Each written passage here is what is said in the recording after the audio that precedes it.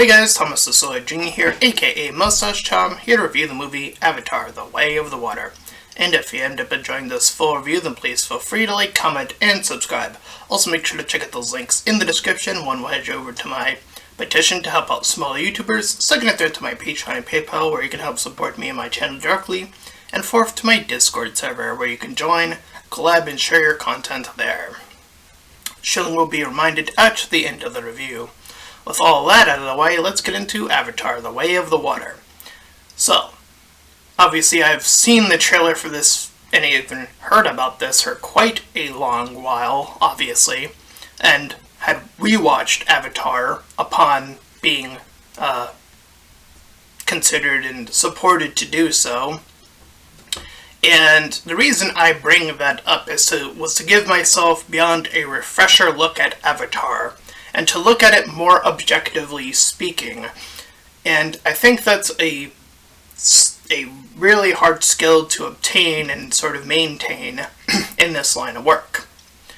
And I think one of the criticisms, I'm going to put that in quotes, that I think a lot of people kind of mix in there that isn't really a good criticism is, oh, it's like this other movie, therefore it is bad. I don't think that's ever been a good criticism. I find that criticism to be mediocre, if anything. I always have, or I have started to for quite a while anyway. It always felt like more of a, oh, I watch movies sort of vibe when a content creator would whenever they would push that they've seen other movies. That's what that speaks to me as. And again, watching Avatar independently of thought of what that movie could be compared to, I found myself, again, objectively speaking, there weren't a lot of issues with that movie, script-wise. It was actually relatively solid, if anything.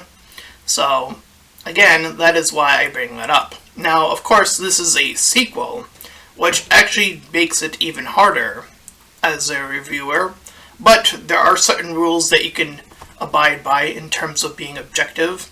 Obviously, continuity is a big key word of the day here in terms of a sequel. That is something that should be maintained throughout your works. If you are to be perceived as a sequel, I think that's a general safe rule of thumb, and again helps maintain a level of people being invested in your world, and more importantly, your characters just as equally. But I feel like this movie in particular struggles with that portion of its narrative. Now, just to get it out of the way, yes, this movie is a visual spectacle. Great, beautiful, lovely, all of the beautiful adjectives I can throw out there. However, this channel has been predicated on reviewing things objectively from a writing standpoint and a story standpoint, focusing on characters and story. So I can mention a thing that has a visual spectacle, that's all fine and good, but I'm not going to give it a higher score because of that. That is not the point of my channel. My channel has always been the focus of, again, writing and story. So we're gonna harp on this movie a little bit because the writing and story are a lot lacklustered here. So, now that the preamble is out of the way, let's get into it. So the movie opens up with a not so surprisingly beautifully vistaed Pandora, and we get through it a narrative that is narrated by our main character, Jake Sully, who is at this point in the Avatar form, as you see in the poster, is married to Neytiri. And as we see through this quick little montage, they have 4 kids. I think 5 if you count one of them in a weird way, but we'll get to that. We have his 2 sons, which he has first, then a daughter, and then Grace, played by Sigourney Weaver in the previous movie. Apparently, this is already where the movie gets its first flag of confusion. somehow had a daughter after passing away, question mark, question mark, question mark. Okay, so let's address this. This already raises a flag in continuity in terms of, well, that was never even signified whatsoever. She didn't seem to have any romantic partner there, at least not that I know of, in the first movie, so that wasn't given to us in the first movie. And the second movie doesn't really give us any hints as to who it is, or just tells us who it is, so what the fuck? Furthermore, not only that, the narrator, Jake Sully, also says her birth is a complete mystery, so thanks for absolutely nothing, movie. You've literally created a character just out of thin air, I guess. That's problematic on its own. Considering what she's capable of doing and does at the end of the movie, I'm going to consider this a huge issue, in fact. Dare I say a red flag approaching problems of this movie, because she ends up saving a group of characters by the end of the movie, and if that isn't indicative enough, this is going to be a spoiler review going forward. So if you have not seen the movie yet, that is your fair warning right now.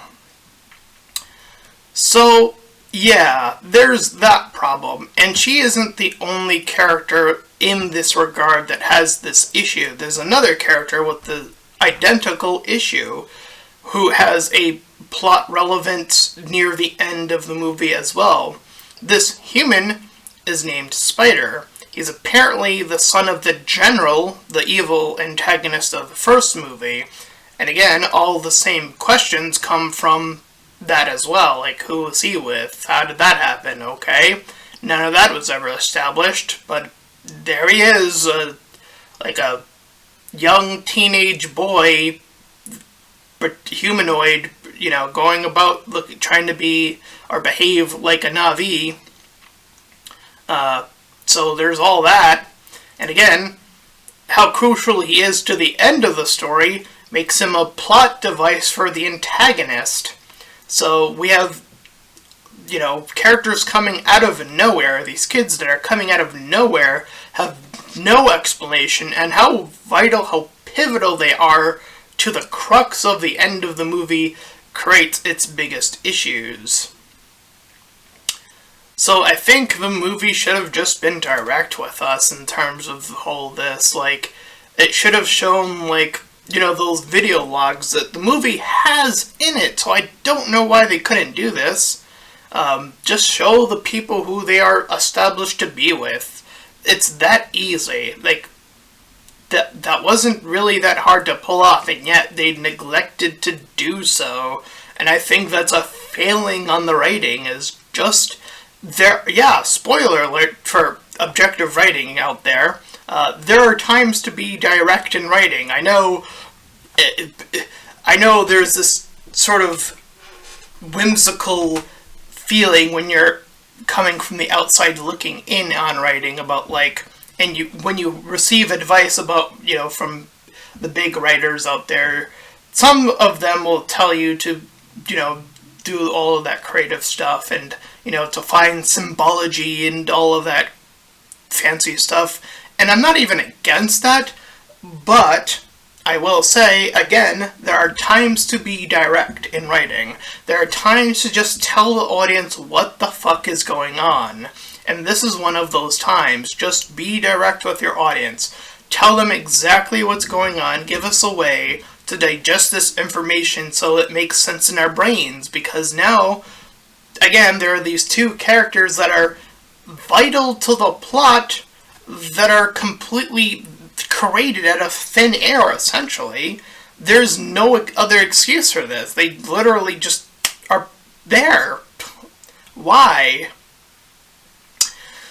So, they have, during this little montage, the four kids, as I mentioned, two of them brothers, one of them a daughter, and then there's Grace's daughter, who's a part of their family, essentially, and Spider, who seems to follow them along enough to be almost considered like a family member-ish part of their family, I guess.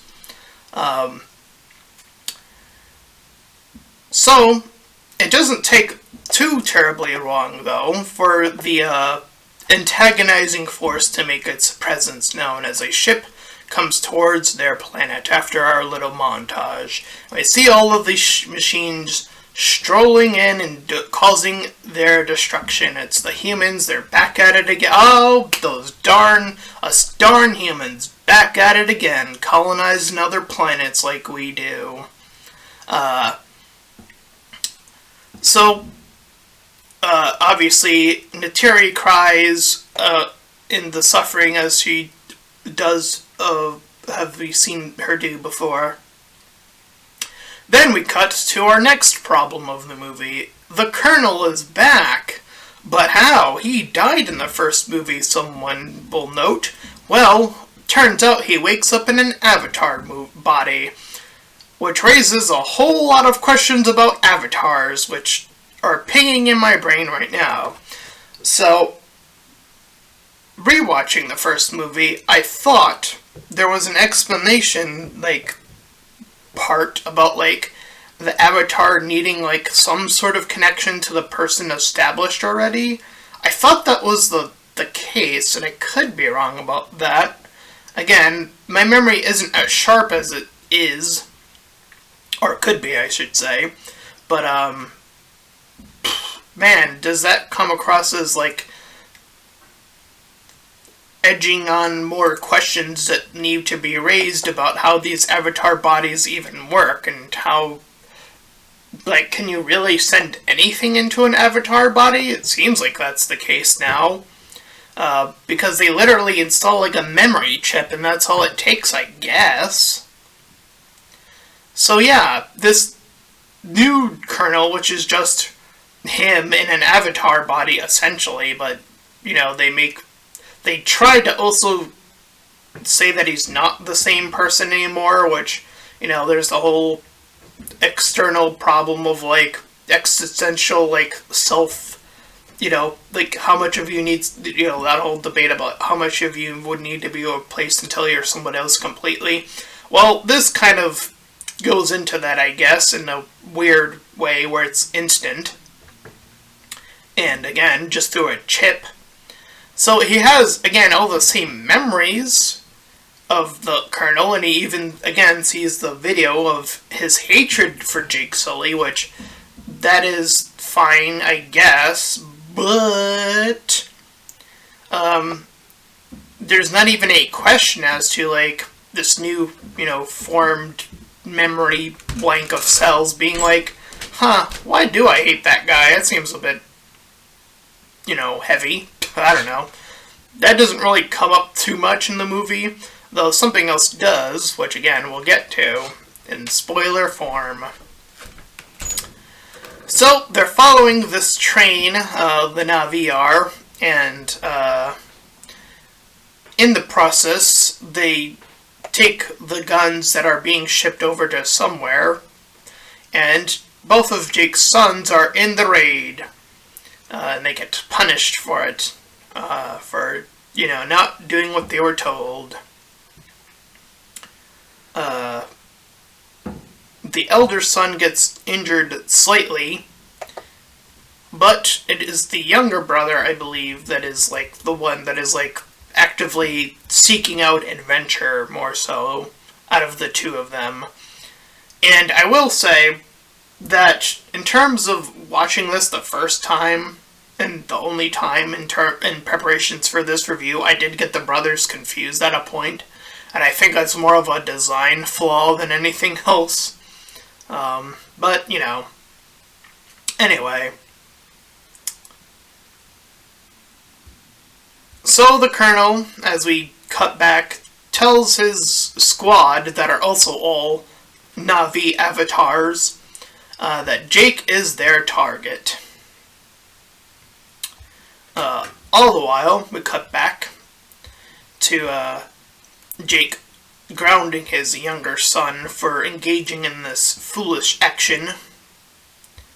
But Neytiri is trying to tell Jake that he is here to raise a family, not a military squad, which is hard for him considering he still has that military training in his blood. He's in the first movie. That's what dropping that was still the big thing that he had to drop, and to learn and accept this new lifestyle. So this movie seems to be acknowledging that he still has parts of him that are still left over from that sort of way of thinking, that you need to be militant in terms of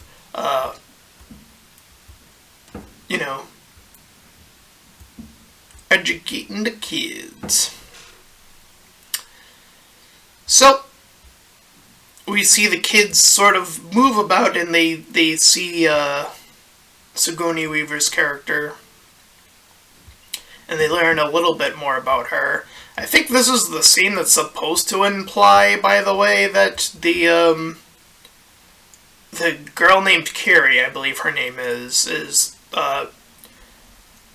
I think this was supposed to imply that she got with one of the other doctors, I think. And they're trying to speculate on that. I think that's what they were trying to do in this scene. It's just not really well done. It's so short, and it's so hard to tell. I think, again, going back to what I said before, being more direct, just say it, or have them kiss or something. I don't know. Again, there are times to be direct in your writing or actions. So our Avatar General meets our new Lady General, and she makes an interesting claim, which makes me curious, is that Earth is dying, apparently. Now, I don't remember that being a thing in the first movie. The whole part of the first movie was they were just exploring Pandora, but now there's the whole addition that Earth is dying. Which is why, moving to this planet is so crucial to their plight. But General Blue Squad, it is suspected that they won't get picked up by the weird shifting of Pandora's weird, technology erasing sort of vibes. Is sort of what is kind of theorized at this point. All the while, the kids go exploring, and during this little segment, it's obviously more meant to see more of the world. And Carrie,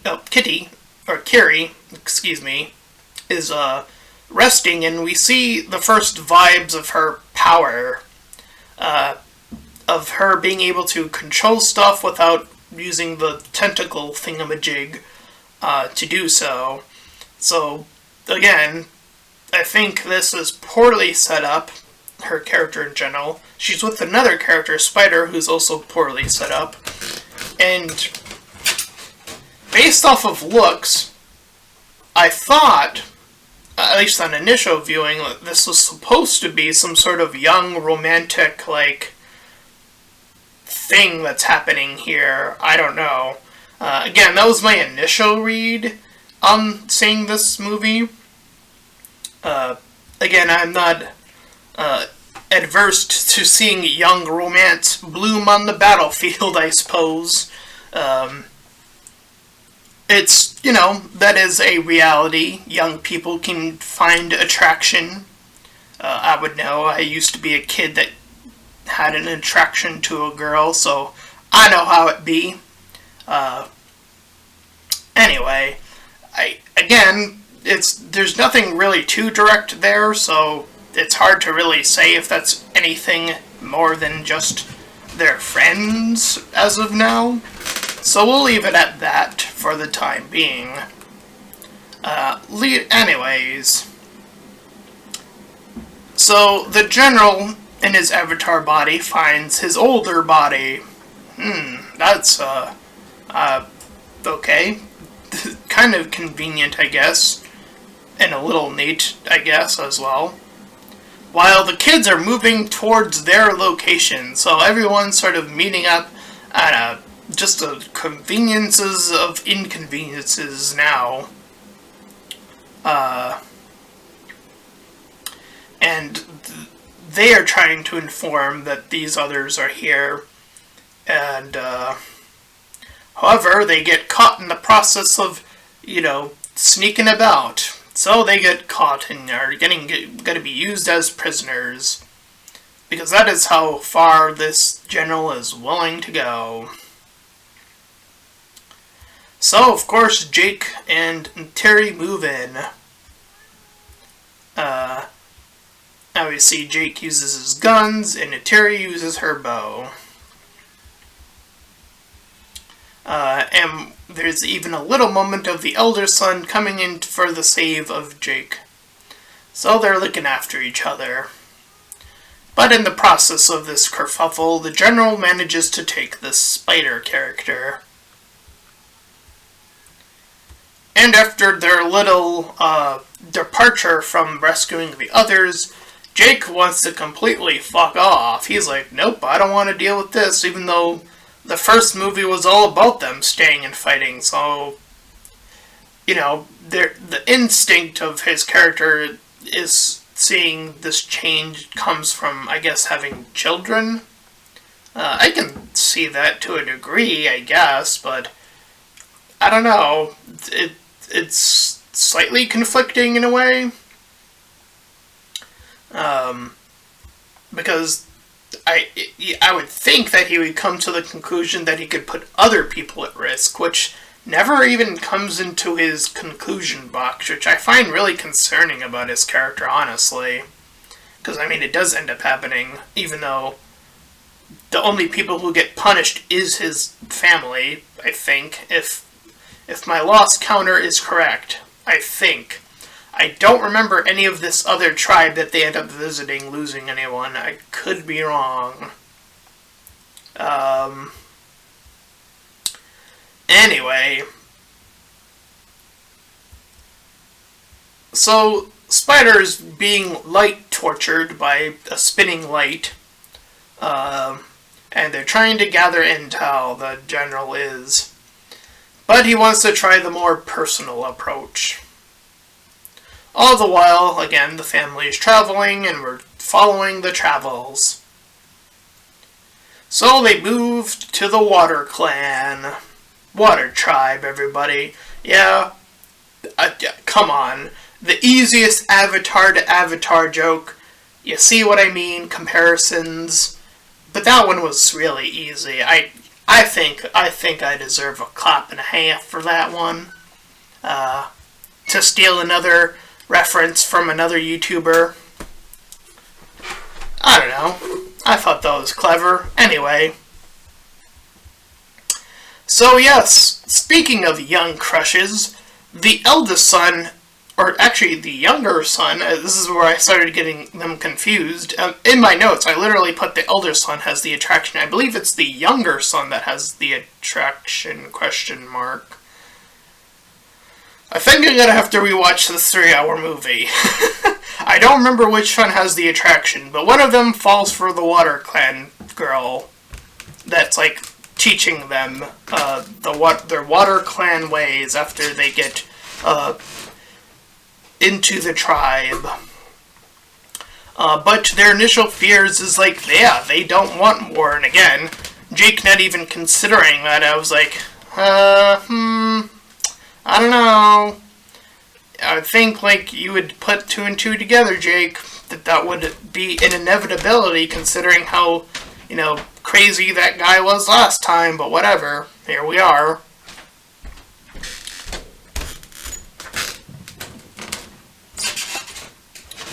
So the kids hang in there in the Water Tribe, and the Water Tribe, as they're looking on in the water, they're seeing as how the tree kin are heading back to get air more frequently than they are. They're able to stay in the water for significantly longer portions of time. So it's almost like they have gills, essentially, I guess. It's kind of like the closest approximation to like how long they can stay in water.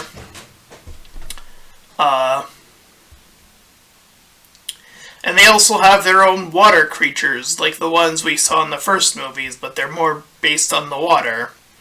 So we have similar, vibes going on, but just accentuated for water purposes. We see our characters get pulled away and learn this new method, which is, again, sort of revamping what we've seen in the first movie. Excuse me. And speaking of the first movie, our general, our antagonist, is moving towards the normal flying creatures and trying to learn that with Spider in tow and his crew. And he also manages to get it too. And so the water girl crush and the one of the brothers they're continuing to kind of converse one-on-one. They have another moment here. And we have another moment where Kiri once again moves objects or creatures without, again, using her thread. So this is the second time in the movie she has done this. So they're clearly building up. They're at least they're building it up to, like, again, I still think it's a bit like crazy how powerful this could ends up being at the end. But at least they're here, like, we're setting this up clearly to be something. So I'll give it that much, but it's not much, Speaking of, Kiri and the other brother, the younger brother, I believe. I think the younger brother is the one with the crush. I don't know. I keep getting them confused. Are the two that are getting mocked. Because the elder brother is the one that has to come in, yes. I believe it's the younger brother that has the crush. Anyway. So they go on. And they get in a little kerfuffle, a little fight between the kids, between the two tribes. And Kiri, throughout the process of that, wants to fit in. She feels like the odd block out.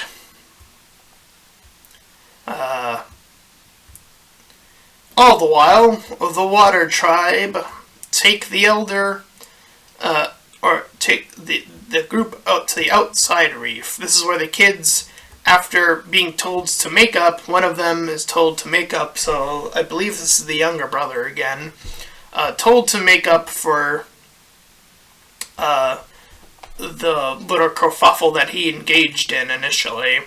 So he tries to hang out with them, and they say, hey, let's hang out on the outer reef.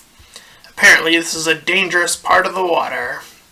So the water can leave him to be, and this larger beast proceeds to attack him, and he's left literally alone for quite a while.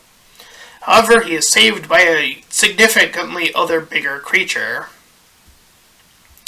And in the process, the younger son helps out the creature in return with this thing that is stuck to it. After fact, Jake goes to Kiri to hear about more what she has to say on her terms. About, feeling like she wants to go home at this point and all that typical stuff. And we see some, kinship happening between the youth about the young son of the tree tribe stepping in for the blame for the water tribe's mistakes, or their lack of, consideration pushing them out to there in the first place.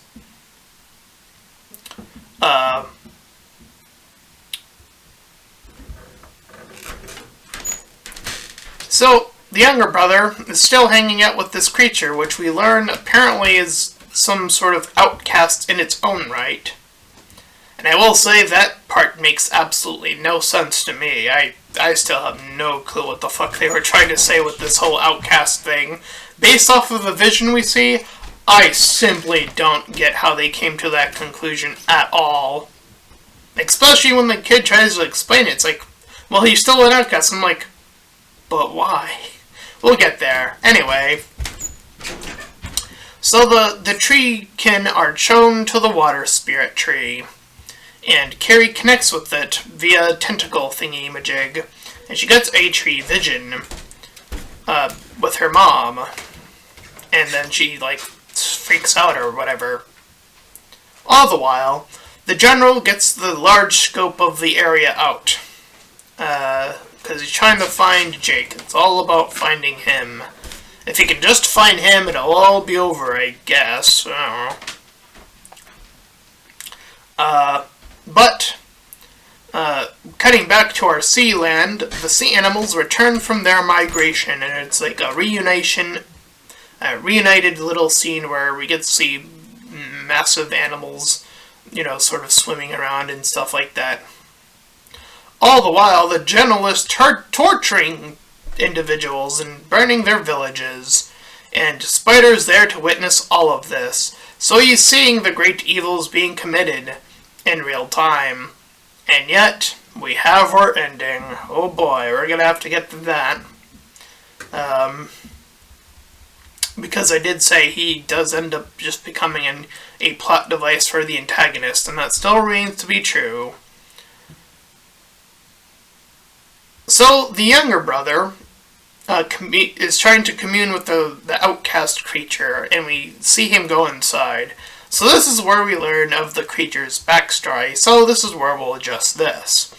Apparently, this creature was attacked by the humans, albeit by planes and various means of trying to kill it, and it seemingly was the only survivor, and that is literally the reason it's an outcast. It was the sole survivor of an attack, so it became an outcast. How the fuck do you reach that conclusion? It makes no sense in this writing. How the fuck did the Water Tribe reach that conclusion? Because that's what they say. They say that this one is an outsider. They keep referring to it. And once this is acknowledged, I'm like, huh? That's the reason it's an outcast? Because it was a sole survivor? Again, that makes no sense. What are you doing, writers? Ay.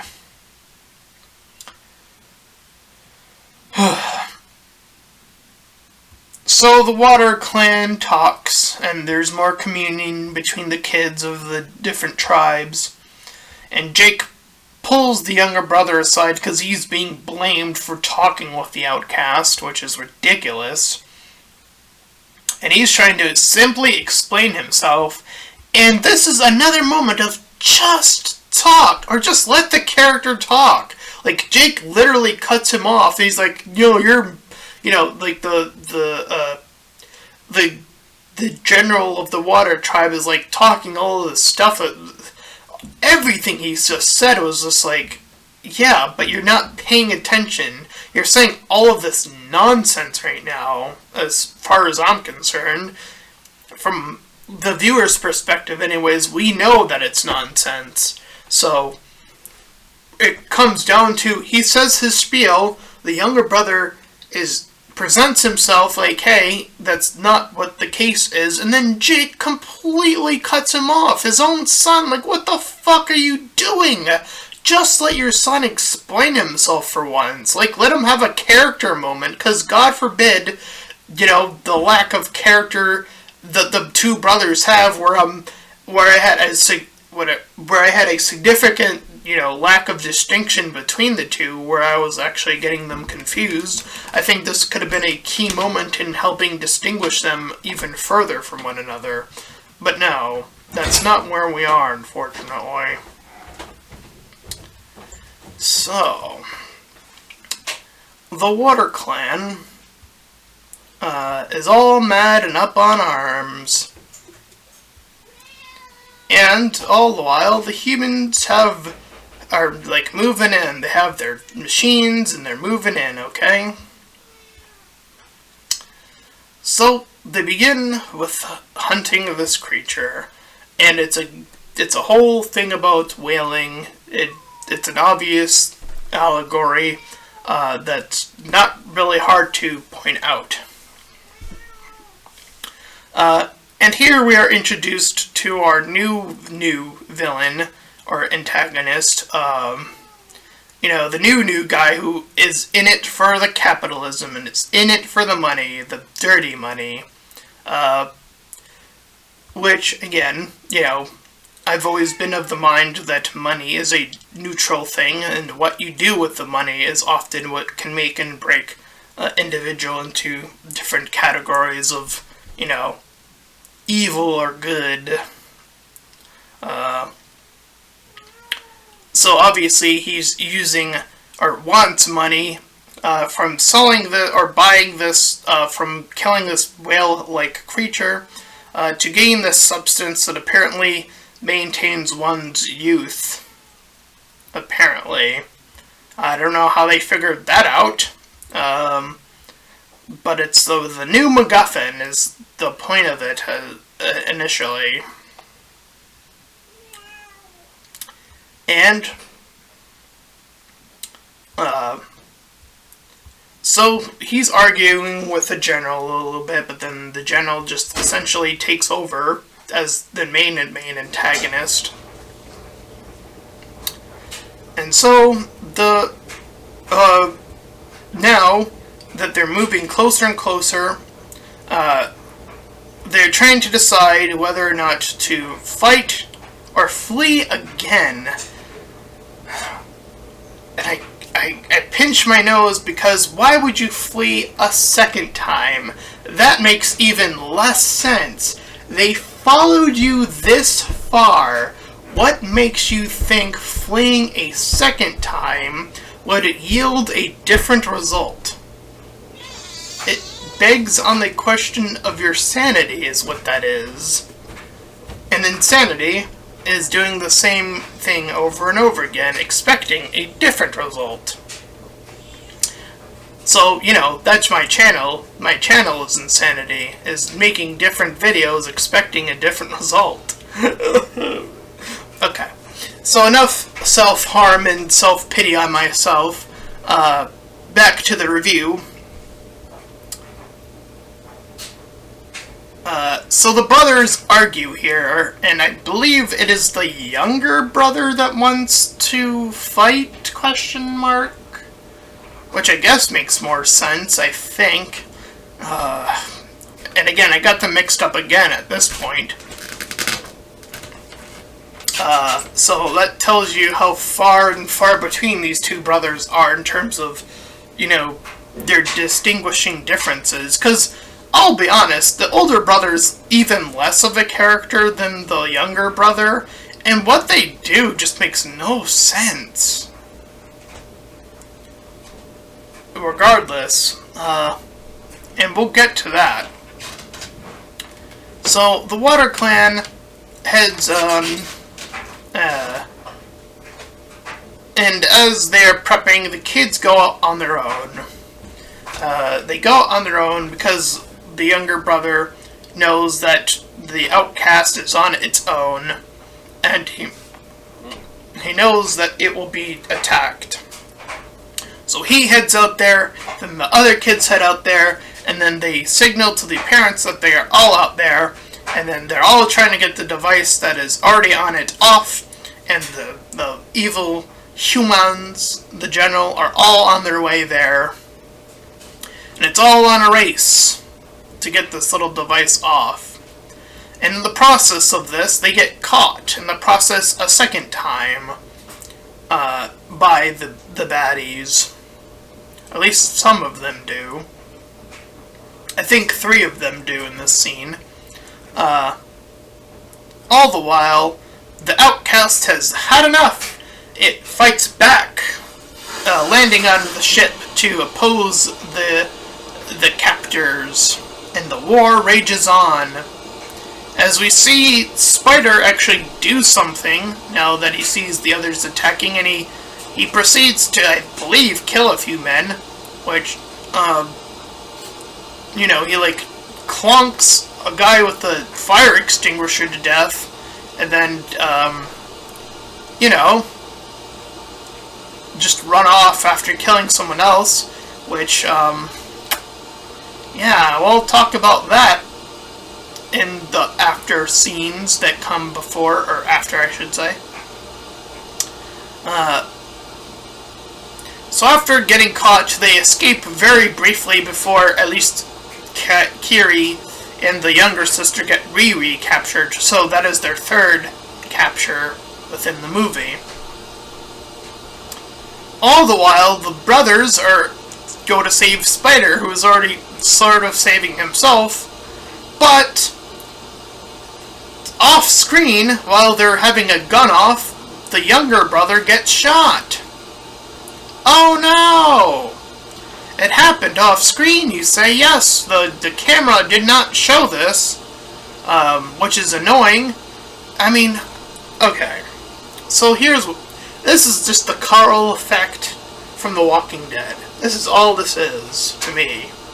Is you had the gunfight go off, and based off of their current location, and what I was seeing, is the older brother was actually closer to the edge than the younger brother was.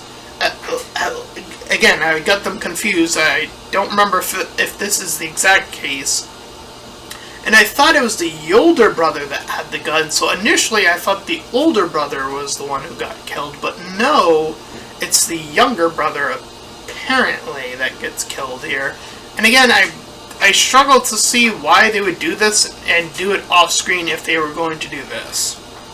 None of those steps make any logical sense to me whatsoever. So, you're telling me you have the most impressive CGI and skilled actors clearly qualified to do what you need to do. You can't tell me that you can't CGI the effect of the blood, or, have the actor go do the oof moment and then, paint blood or, have fake blood. Anything that could signal this on screen? No. Why? You have tons of money! What are you doing?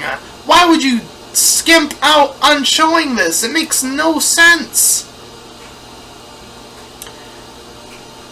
And I don't know how young the younger brother is, because Avatar ages baffle me, but, that's where we are. But I would assume, and I have to assume, because I don't know, that the both brothers are like teenaged age at this point in their lives. I mean, they're willing to go to war, essentially, so that's why I'm figuring that that's their age. And out of the two brothers, I think this one makes less sense to end off. I mean, he was the character that they were actually doing something with. The other brother, the fuck was his character? Like, yell at the younger brother to go away, and then blame the younger brother because he was the actual one doing something in the movie. Again, I'm not even sure why the older brother was a character in this movie. He seems like an insert for some reason, so that they could have something. I don't know. That's like the extent of his family membershiphood. Now, granted, this isn't as frustrating as saying, the scene is completely fundamentally broken, like, say, and this is where I compare things, is when I'm, comparing it to say how bad it could have been.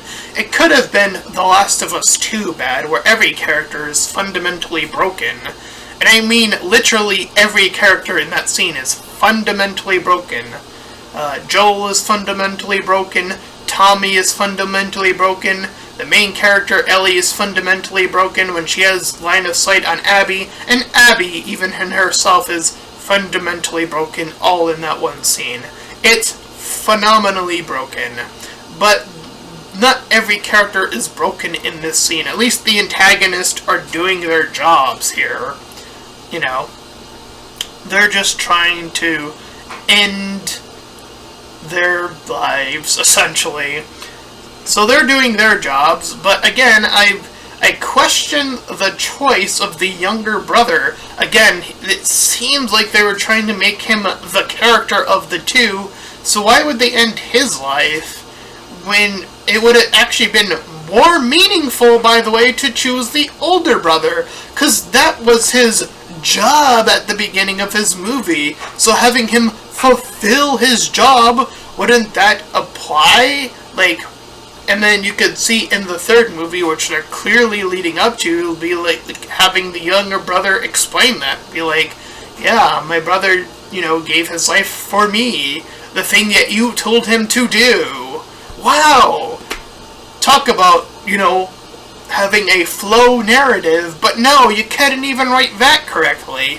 You couldn't even write a character death correctly. What are you doing? It's still pretty broken, if you ask me.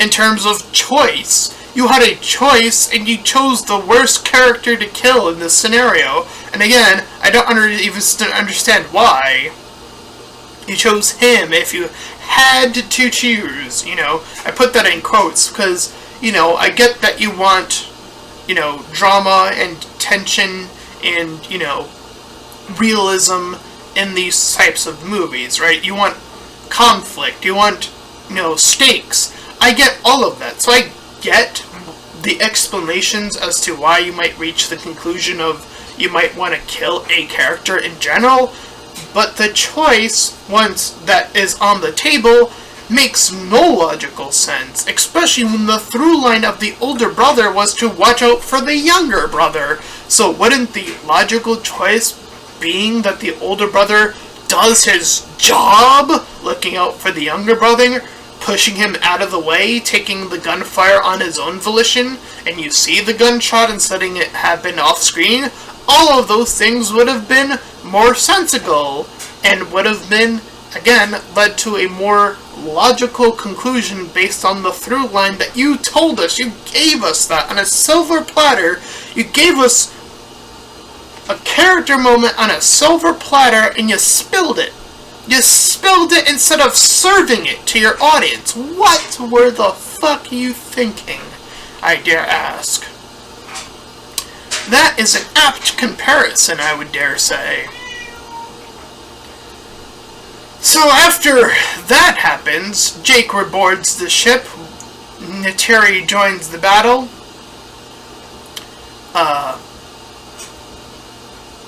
But the elder sister is held at knife point by the general, so they're not knowing what to do. But Spider tries to move in, and he is also held by knife point by Neytiri, which, by the connections between him and his father, piss poor. Come on. What point did I distinguish between them was the scene of the father torturing this tribe. That's their scene. That's it. That's the only moment that they're having together. So, excuse me for not believing that they had a heart-to-heart at all. They didn't build that shit at all. This was completely manufactured on the spot to give him sudden feelings for his own son. The son that, magically came into being in this very movie. By the by, just to mention that again. So, during this little fight sequence of them trading off, or, the releasing of, the family gets split up during this little debacle. Jake takes on the general, the mom and the daughter get split up together, and Curie and Spider get split up together separately from those two as well. And it's a big battle on a boat while the other groups are trying to escape this boat that is, like, sinking.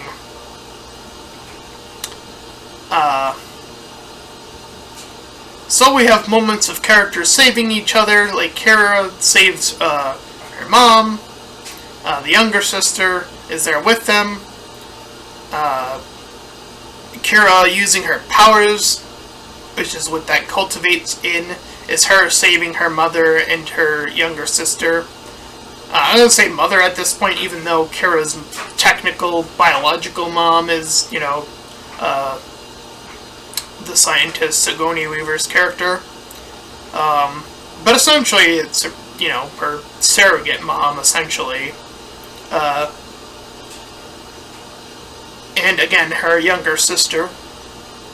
So the way she does this in this particular scene is she grabs all of these little water creatures that illuminate light, and she makes them float and moves them in that direction towards the others. All the while,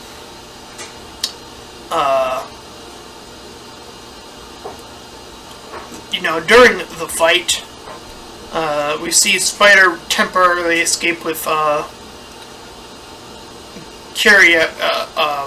Carrie after she does her thing, or before. I forget what the timeline is of these different sequences, but I think it lines up pretty evenly. I think. So at least they did that right. Again, I think.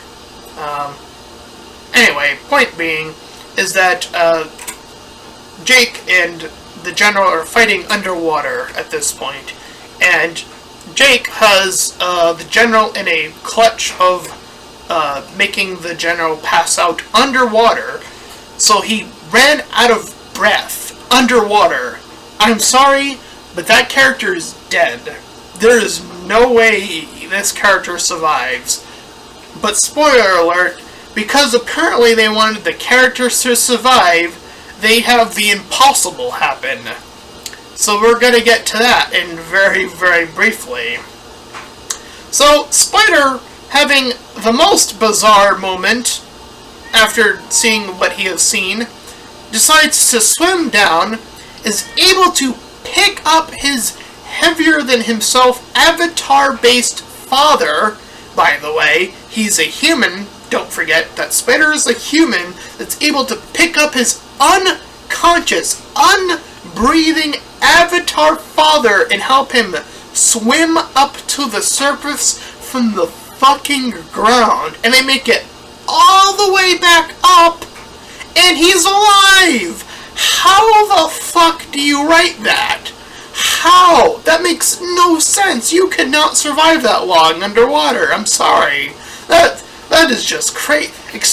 Again, he was choked out. He had no breath to him. He was dead. But nope.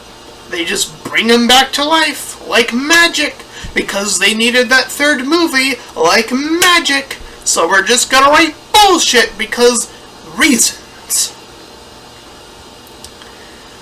And so, after that whole ordeal, and after having Spider leave him, and having the General somehow live to go fight on in the trilogy that is going to be, I guess, him coming back again for thirds, which is absolutely ridiculous, by the by. We get to see the parents have time to mourn the second youngest son and give him onto the water plane tree and connect to it and see him in their memories. And it's a flashback and all of that stuff, and we see him able to commune with the parents, and that is their final moments. And among them, when they are getting ready to leave, the tribe leader says, "This is your home now, you're a part of us," and Jake ends the movie narrating once more, saying that this is their home now, big question mark there, and this is the place that we're gonna defend. And that was Avatar: The Way of the Water. Oh boy, was this movie filled with contrivances, lack of character, and just absolute absurd choices along the way.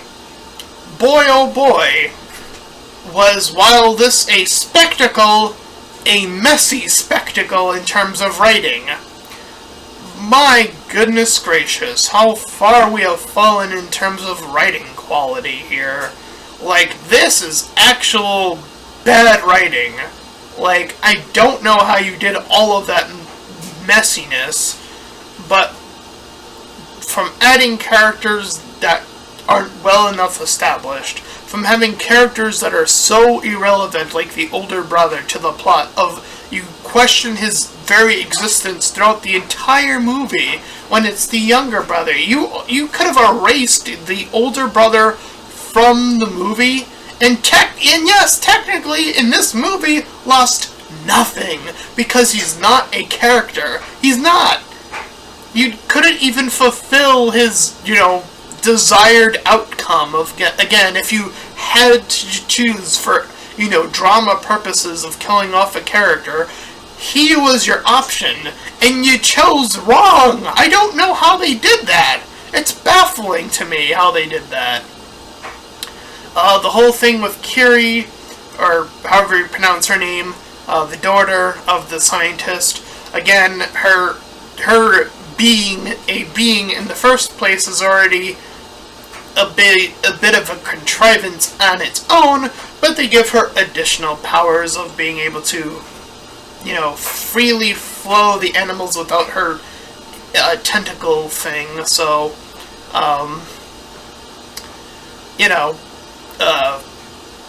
yay. I don't know. Again, I have a bigger problem with her existence in the, just like, putting the puzzle pieces together in that regard. I don't mind a character having powers, I guess. I mean, again, I don't think they really do a good job of explaining it. They're just showing it, which, again, I don't even have a problem with showing them, those scenes of her, controlling animals or whatnot. It's just the execution and the end result, and her beginning result, or the end and her starting point are where I have my most issues with her character. As long as Spider, his beginning and ending are just, he's filled in as a character insert and is, by the end, a plot device for the antagonist, is his end result, and it's like, you could do a little bit more with that character, I feel like. And again, I thought there was a connection between him and Carrie, but I don't know if that's going to be something that's explored in the third movie, because they're technically not related, I guess. Or are they? I don't know. No, they're not. No, that wouldn't make any sense. But point being is that, there are a lot of empty spaces, which again, a sequel should provide. That is the job of a sequel, is to fill in those gaps, is to make sure that your continuity stays strong and stays solid. It is to maintain your characters from point A to point B, which is here. And now that we're moving on to point C, which has already been confirmed, by the way, well, there are just going to be more questions that are going to, guess what, cause more problems than than solutions, because you've already inserted the problem here. So, by answering further questions, again, you're going to have to dig holes into what you've already existed in, put it here, or, do nothing, which is, again, you've created a really bad segment here in the sequel of Avatar.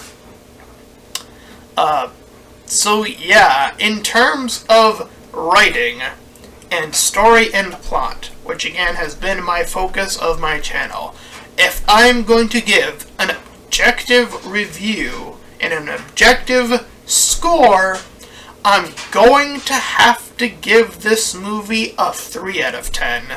It's not good.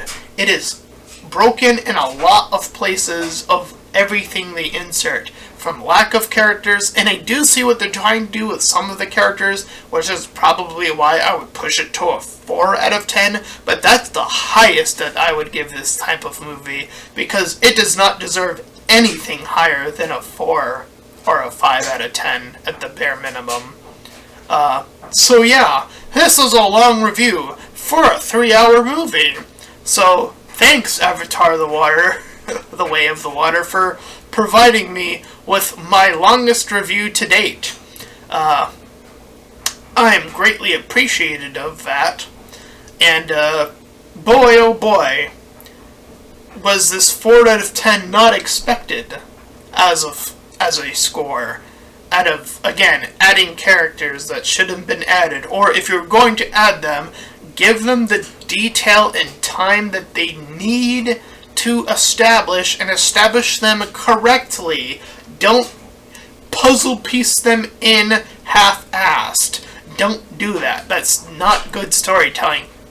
Again, sometimes it's better just to be direct. This person got with this person. Fine. Fine. There, just answer the goddamn question. Fuck. And then that's it. That's all you had to do, and you couldn't do that for 2 of the characters. The older brother was a non-character, so really the only, character that made sense in terms of, the family unit is the younger son, who you kill in this movie, so there's that on top of everything else. So, we're left with the bare minimum here, and a bare minimum that you shouldn't be really that proud of.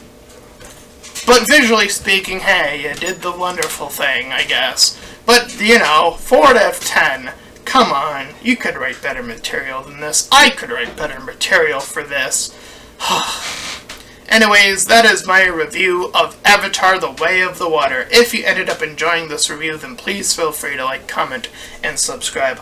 Also, make sure to check out those links in the description. One will head you over to my petition, second and third to my Patreon and PayPal, fourth to my Discord server. Any and all donations are greatly appreciated.